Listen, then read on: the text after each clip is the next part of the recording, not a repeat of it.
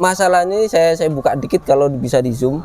ECM-nya ini jebol. Ya, jebol nih. Dia beli sendiri dan nggak sesuai dengan aslinya. Idle-nya belum bisa stabil atau ngayun. Kita perbaikin. Hampir kayak normal kalau dilihat aman. Jadi bukan kita ibaratnya modelnya kalau rusak terus kita kasih kabel keluar satu jalur. Ada yang kayak gitu? Ada banyak, jadi jebol dan nggak bisa dipakai. Monggo kalau pengen ke GK mau sharing-sharing, mau konsultasi, mau tanya-tanya, bingung perawatannya seperti apa, monggo mampir konsultasi aja. Kita free.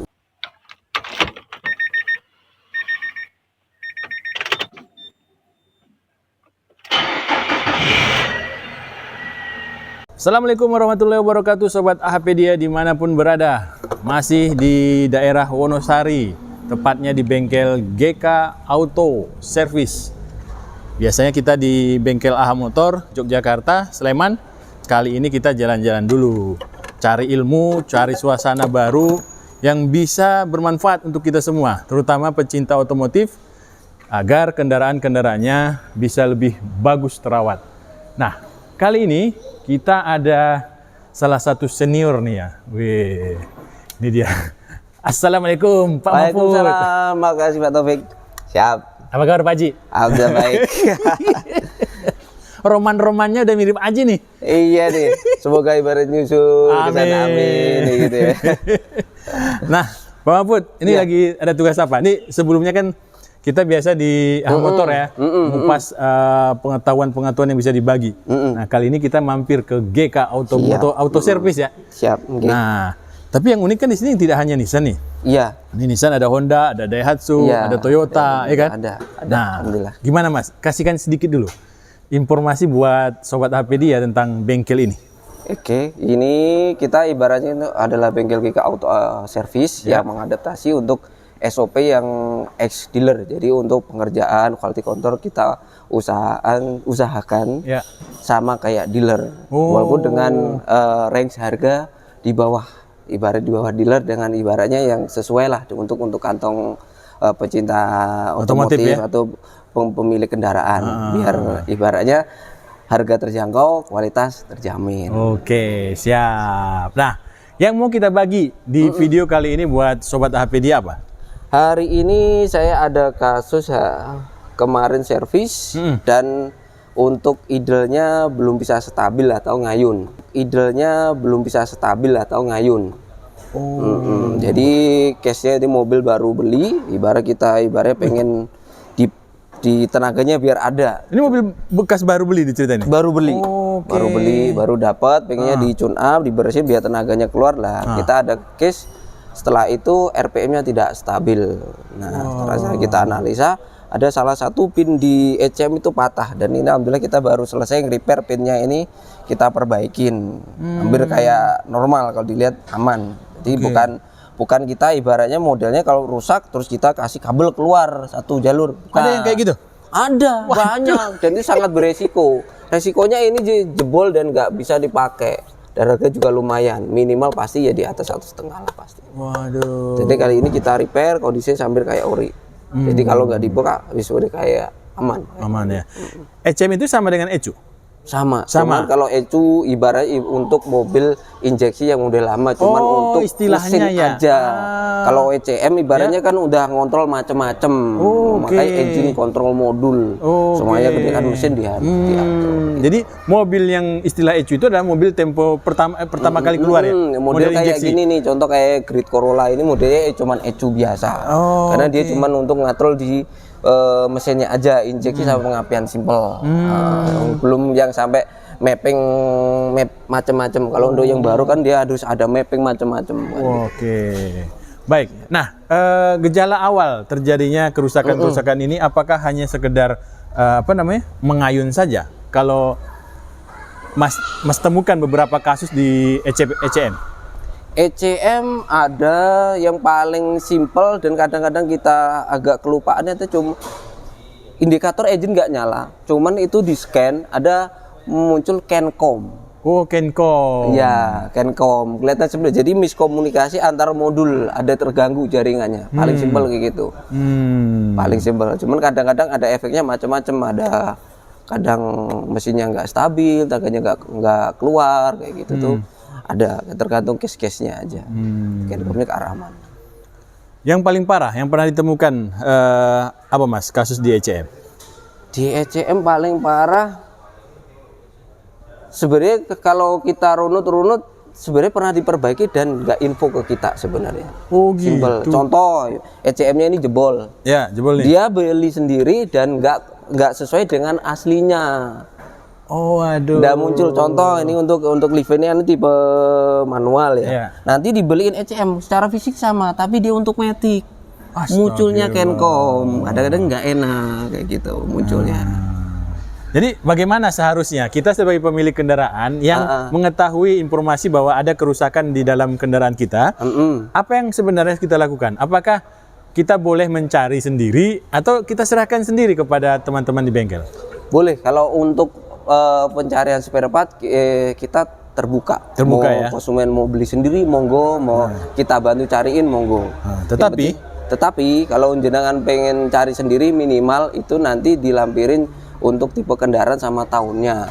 Nah, contoh itu misalnya Livina manual tahun sekian. Oke. Nah, minimal itu kan untuk dari tahun produksi itu dari spare part, kalau misal penjual spare part aftermarket minimal punya gambaran untuk tahun jangan sekian. Salah kirim gitu ya. Iya, jangan sampai salah kirim. Ya kalau misal kita bengkel mungkin kita rekanan salah kirim, balikin bro, salah barang nih. Oke, tapi kalau end user langsung pengguna jarang ya? Jarang mau dibalikin di situ. Jadi nah, di situ plusnya ya. Iya. Kita yang sebagai pengguna biasa kadang kesalahan tadi itu tidak bisa dikembalikan. Betul. Nah, tapi kalau mereka kawan-kawan bengkel yang sudah mempunyai mitra ya, mudah untuk dikembalikan. Oke. Jadi itulah value-nya kita ibaratnya kerjasama buat kerjasama. Ya. Baik.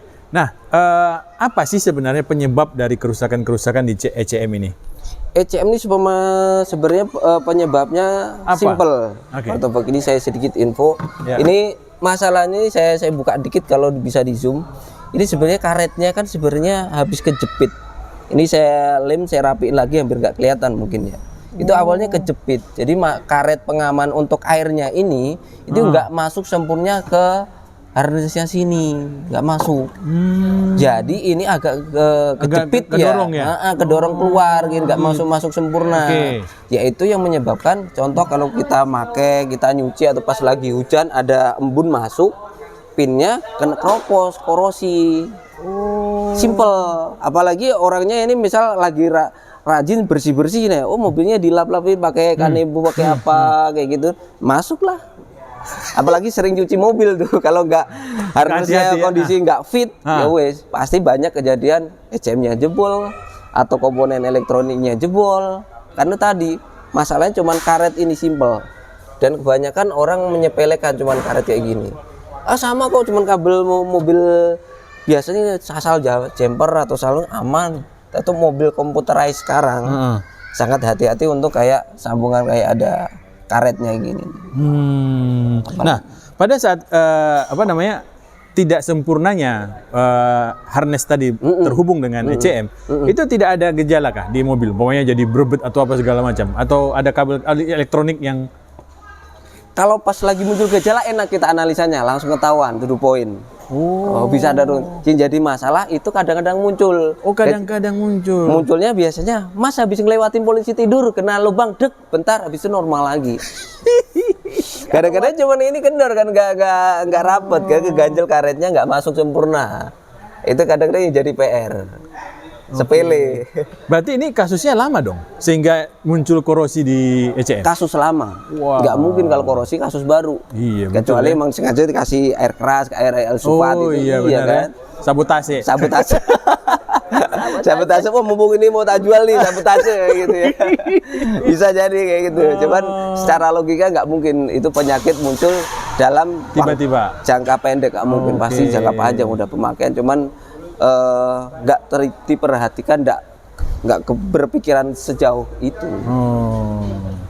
Nah, ini kan berarti ada ada hal yang terlewat ya dari sobat HP dia yang membeli mobil. Ternyata kendaraan yang dibeli itu memiliki masalah yang lumayan besar loh. Kalau ECU itu rusaknya Mas ya?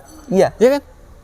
Itu gimana tuh? Apa yang harus dilakukan oleh seorang sobat APD yang akan beli mobil bekas untuk memastikan komponen-komponen penting dalam sebuah mobil bekas itu masih aman untuk dibeli?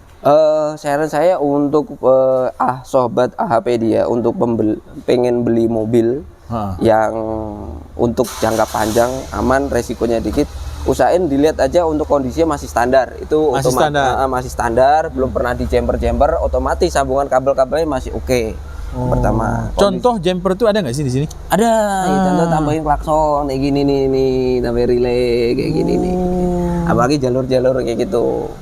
Ya paling jelek lagi kalau modelnya dia asal jumper nggak ambil arus sendiri dari aki. Waduh. Nah itu agak riskan untuk mobil-mobil sekarang. Jadi hindari untuk pemasangan seperti itu. Semisal AHP dia, sobat AHP dia pengen nambah, saya sarankan bikin jalur sendiri, jangan ikut jalurnya elektronik karena sangat riskan. Apa Mas efek terburuk dengan melakukan hal-hal kayak gini nih? Efek terburuk yang sering dikabarkan di media sosial dan media elektronik itu adalah kasus Livina gua bang terbakar. Kabelnya terbakar. Kok mobil lain aman? Nah, kenapa bisa begitu? Nah, karena untuk seri Nissan dari keluar muncul dari pabrikannya dia udah di sistem full ada IC-nya.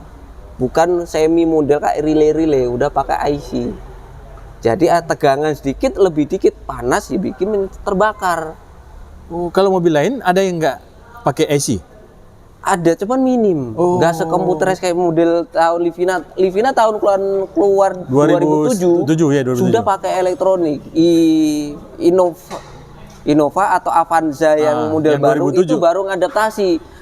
Ibaratnya yang sering sobat AHP dia tahu adalah IPDMR. Iya benar. Itu sudah ada di 2007 ya? Iya.